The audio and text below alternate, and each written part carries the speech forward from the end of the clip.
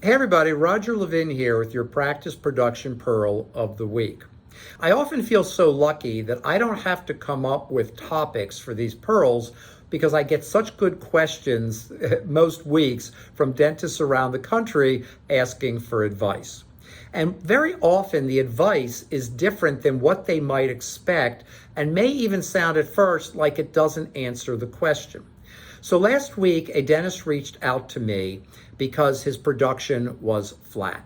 Well, there are 100 different reasons that could happen, and I know 244 reasons literally or ways to increase practice production from a research project that I'm doing, but I didn't know why his production was flat.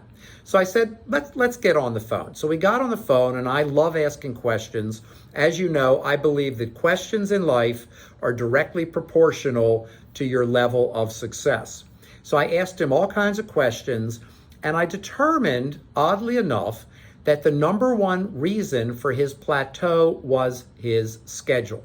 And when we talk about the scheduling system at Levin Group, we talk about redoing it regularly because the same schedule that will get you here will keep you here. It means you can't go to here when the schedule is built in a system that will not let you go to here. And we started talking about the schedule. And of course, it gets much deeper because there's only so far I can go not having the schedule and seeing the schedule. And honestly, I love to help people, but I'm not going to, spend hours on a schedule to answer a question, unless this is a deep dive with a client.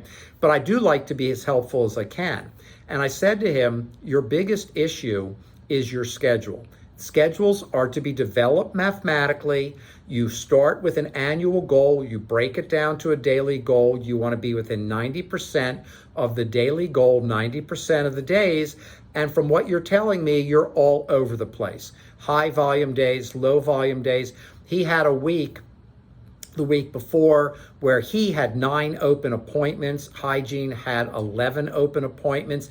And yet, when I asked him about his patient base, because you have to correlate all this information, he's got a very large patient base. Something's really wrong in the scheduling process. So for him, the answer was, if you want to increase production, there may be many ways to do it, but you're not going to outproduce your schedule. Some of you may have that issue now. You may have had it in the past, and you may have it in the future. So go back and really look at your schedule. Did you build it mathematically based on goals?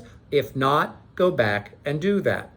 As always, I wish you increased practice production every year, and I'll see you next week.